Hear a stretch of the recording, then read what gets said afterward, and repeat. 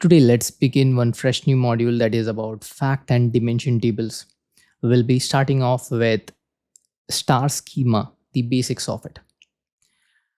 Picture a star where the center is the fact table, just like this.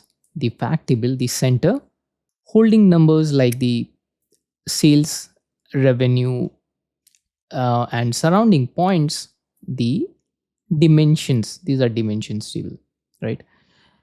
With details such as the product, customer, or date, like the date table, the date dimension, especially. The fact table connects to each dimension through relationships, creating a clear structure. This design makes queries faster and reporting easier by separating measures from descriptive context.